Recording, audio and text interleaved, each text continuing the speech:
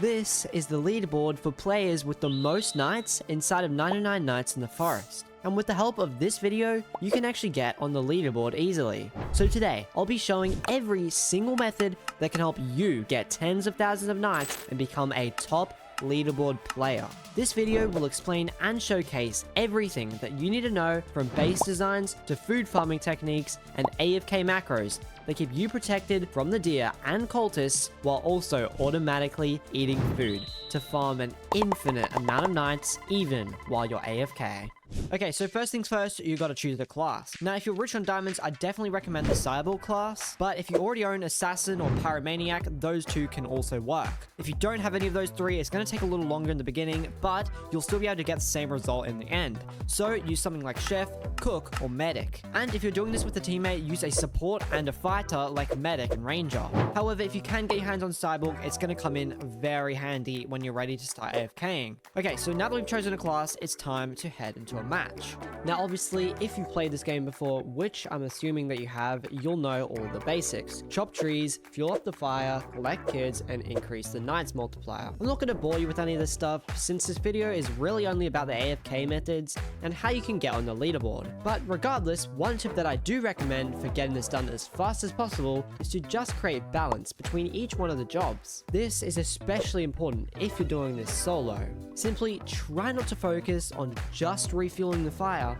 or just getting resources. Focus on all equally in order to never be lacking on one. As you play through the game, make sure that you aren't planting any saplings until you've fully expanded the fire. There's literally 0 point in recycling trees, as there are plenty of them across the map. It's a waste of time and resources. We'll be needing these saplings for building the AFK base later, so as you play through the game, leave them in a pile inside of your base. Also, while you're collecting children, don't play it risky. I certainly wouldn't recommend trying to get anything past the first 2 children in the early game, unless you're using Pyromaniac, Assassin, or Cyborg. You will die, and it's really not necessary to rescue the children early on. Simply wait till you've got some good gear, and then go for the last 2. Since they are bears, they're going to be pretty hard to fight. Okay, so once you have enough resources, make sure that you do go ahead and craft the oil rig and the biofuel processor, and then place them sort of like how I have. The oil rig doesn't have great accuracy when it comes to dropping the fuel in the fire, and this is regardless of where you place it,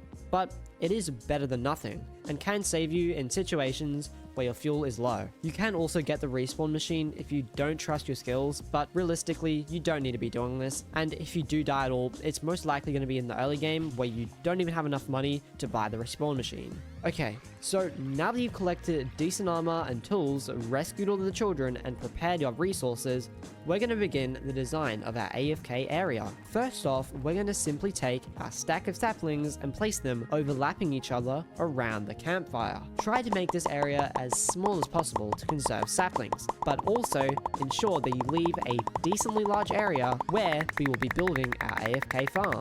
You don't exactly need to do this, but from experience, log walls aren't as reliable for keeping cultists out as saplings are. I also decided to add some log walls in front of the trees for some reason, but there's little to no point in doing this, unless you build another layer, almost like a moat or something. Alright, so now that we got the basic protections and layout of the base completed, here comes the most important part. So to build this AFK farm, we're going to need a tool to move items around, and that requires a hammer. And to craft this hammer, we'll need to find the anvil. If you don't know where it is, open up your map and find this icon right here. Once you follow it and reach the structure, use an axe to open the entrance. Then find each one of the 3 pots to complete the anvil. And now, all you need to do is drop 5 logs and 5 scraps onto the anvil in order to craft the hammer. If you don't get this hammer, it's going to be close to impossible for you to do this method, so make sure that you follow this step.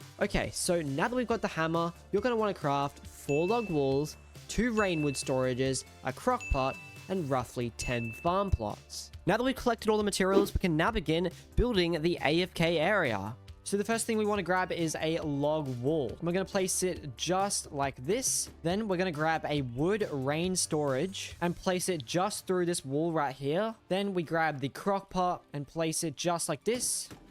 Also, you guys need to make sure that on each side of this little AFK machine that there is some space. I am going to be removing this freezer in a moment because that's where we are going to place the farms. Next, we're going to take another wood rain storage and we're going to place it the opposite way this time. So you're going to stand on top of the roof and try to line it up pretty well. And this area is where we're going to be AFKing inside. There should be a little hole there in the middle. When you're standing inside of here, you should be able to reach in there and grab the stew that comes out of the crock pot. Now that we've done that, I'm just going to pick up the freezer to clear out this space. And we're going to grab 2 more of the log wall blueprints and we're going to place them just like this to cover up the sides of the wood rain storage. And then we're going to do that again in the exact same spot to cover up the other side. Now that we've done that, that is going to form the basis of our AFK area.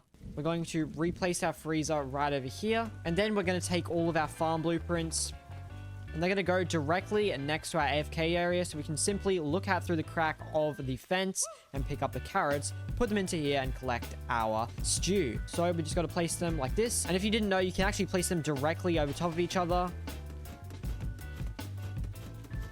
So now we have about 10 farm plots on top of each other, and that's going to produce the exact same amount of food, but they'll just be stacked on top of each other, so that'll be much easier to collect, which is exactly what we want. So now that that's done, we can go inside of our AFK area and basically just spend the rest of the time inside of there.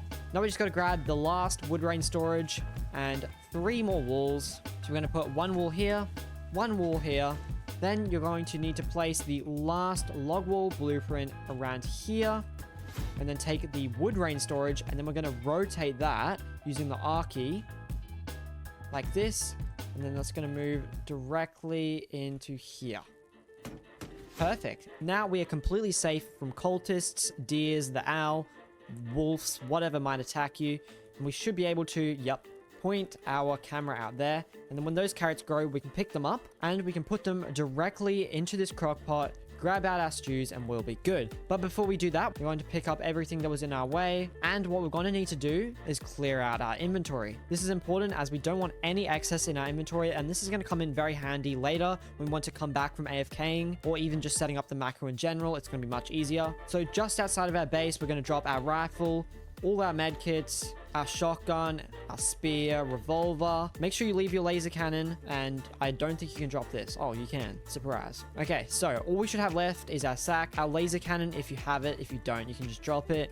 Your strong axe, which you can't drop, and a hammer and the 2 blueprints. Now what we're going to do is just go straight back to where we were. Remember to place the wall about there, and this should still be rotated so we can walk right here. And nobody should be able to shoot through these walls. So that is very good. Now all we have to do is remember our slots. So our sack is in the first, laser cannon in the second, axe in the third, and hammer in the fourth. If you remember that, you'll be good. You could even write it down if you wanted to. So just go 1, sack, 2, cannon, 3, axe, 4, hammer. That works. Like, if you're really bad at remembering things, you can just write it down on a piece of paper or your computer. I'm sure you can just check anyways, but it's helpful just to have it written down somewhere, especially if you get confused with how this works. Yeah, anyways, our carrots should grow anytime soon. Once they grow, all we got to do is move our camera outside of here, and then they grow just in time there, I guess. We just got to grab each one of them into our sack. Make sure you're not eating them or something. Carrots will do as well. Now all we got to do is drop all of them inside of here. Doesn't matter if they go all over the floor because you can just put them in manually. Now this process will maybe take around 20 minutes of just straight putting food inside of there. And we're going to collect, and over that time we're going to try and collect as many stews as possible. Probably trying to get to like 100, 150 depending on how long you want to go away for. Yeah, I'm just going to show you guys a quick time lapse of me collecting as many stews as I can. Then when I'm done, I'm going to guide you guys through the full macro setup process. So yeah, let's get started.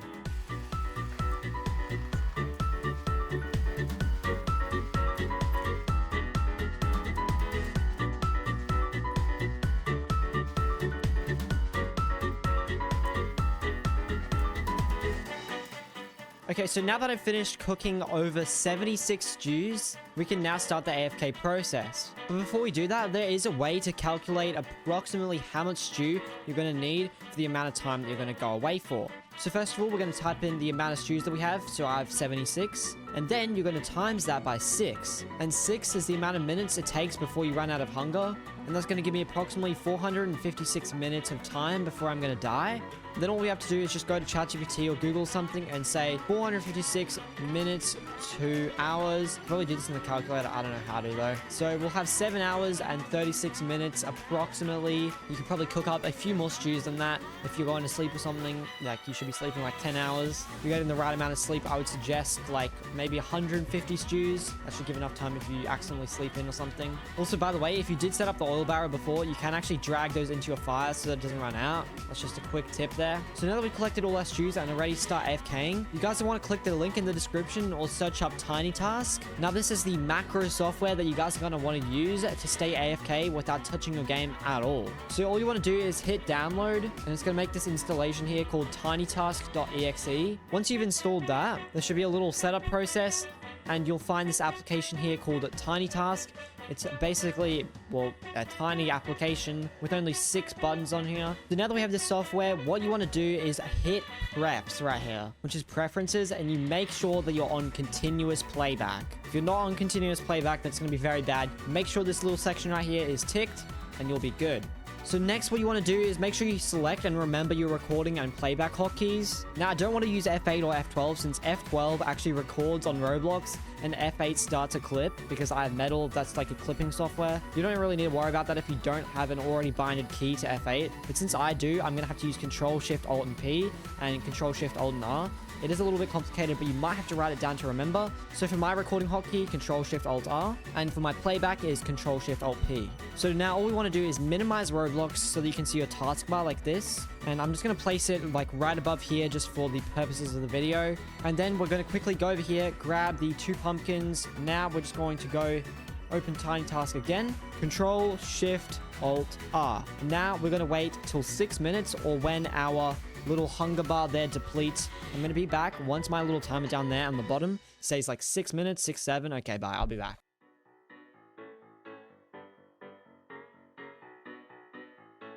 Okay, so now it's been roughly 7.5 minutes. So all we got to do is click down and press 5, then click.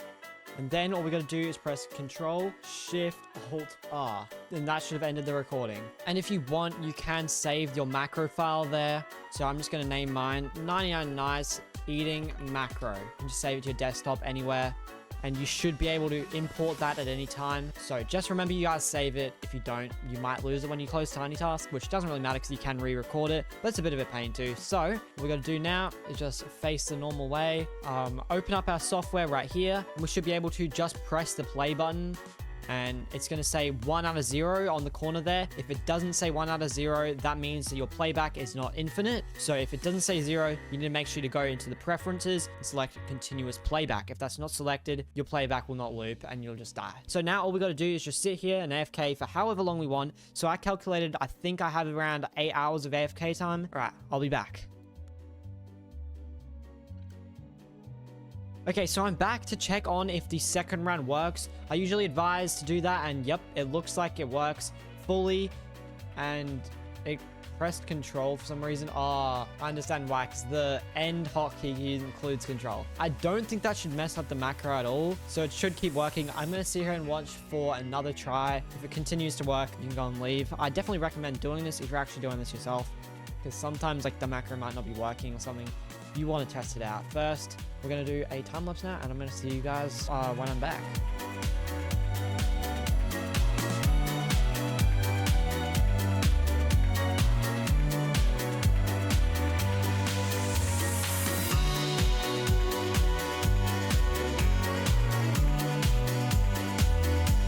Alrighty guys, so I am just back now, and I was AFK for roughly 5 hours there, and now we are at day 1053, and now we can take out our hammer from the 4th slot and pick up the Rainwood shelters. So it looks like there are some cultists right here, so that could be a bit dangerous, and we are now going to attempt to escape all of this real quick, because look how much stuff is flying our way, bro. But basically, what the whole point of this is every 1,000 days, we need to go through and get rid of all of these cultists here, because they are indeed going to lag our game. So first things first, let's start by putting our laser cannon on them. And this is why the cyborg class is the best, because it is going to help us clear these cultists way faster. These guys are all going to chase us now, but it's fine. They can barely hit us. Like, the crossbow cultists especially, like, their bows are just so delayed. It's insane. Yeah, this should be pretty free overall. Considering they are in massive groups, all we got to do is kill them all down, burn their bodies, then we're fine. Essentially, since we do have a fire, we are pretty much fine here. All we got to do is move weirdly. We should be chilling.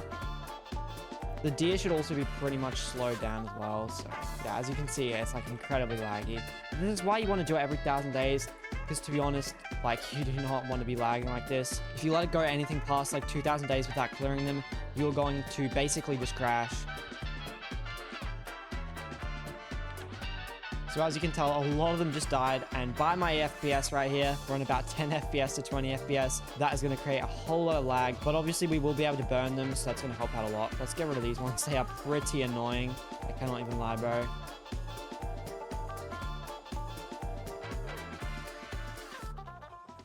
Alright, so now that we've cleared basically all of the cultists from the outside, there are still going to be some remaining ones in the inside, like, no matter what. I think you guys may be able to hear them. Never mind, I don't have my Roblox volume up. It's up now. I did accidentally make a little bit of a hole there, which is fine. It's whatever, I can repair it. But yeah, all we want to do basically is just clear out the middle. We can go ahead and burn all these bodies. Once we've done that, our FPS should be restored. It's already getting pretty restored already, since we did kill all the main ones. But since these are unanchored parts, it's incredibly laggy, especially if you're on a mobile device. I think I'm just going to start burning these ones.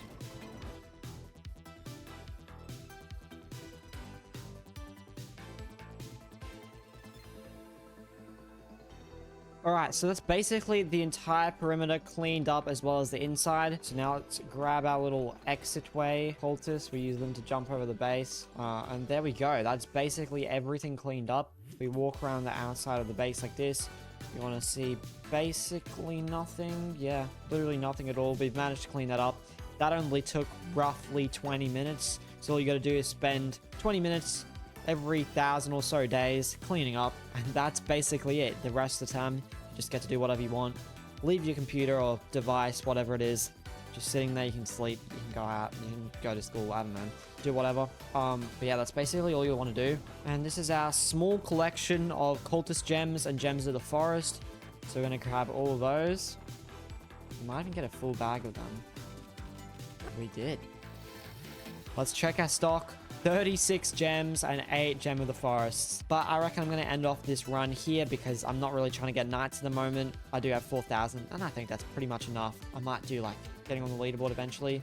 Also, a quick side note for anybody that isn't using a PC and still wants to use a macro, there are actually a few alternatives for Android and iPhone. So all you have to do is search in either the App Store or the Google Play Store for an app called AutoClicker. Once you download that, all you have to do is press the plus button on the screen and move the little circles in order of what you want it to do. So the first circle should go on the stew, and the second anywhere on the screen to click down and eat the stew. The issue with this one is it might be a slight bit less reliable, but it should still work most of the time. If you are having trouble doing this on either iPhone or Android, there should be some other tutorials out there on YouTube that can help you do this. Or you can just rewatch how I did it on PC, since macro softwares are pretty similar no matter the device you're on. But as a quick summary for the setup, make sure to set it to loop so that the cycle continues infinitely, and then when you record the macro, all you need to do is wait 7 minutes, then get out a stew either by pressing the keyboard or clicking on the hotbar, and then all you have to do is click down to eat the stew. Once you've done that, you can go ahead, play the macro, and survive for how many stews that you have. And a reminder, if you want to know how many hours in real life that you can be gone for, simply take the number of stews you have, times it by 6, and then convert that answer from minutes into hours. So for sleeping, I'd recommend roughly 200 stews. So yeah, I'm going to finish off the video there, and if you guys didn't understand any of the stuff there, especially regarding the macros, I can help you guys out if you leave a comment below, and I'll try and answer as many questions there as I can. And if I don't end up getting to your comment, hopefully someone else in the comments will. And yeah, if you ended up enjoying today's video, make sure to like and subscribe, and also join my Discord server, and I'll see you guys in the next video.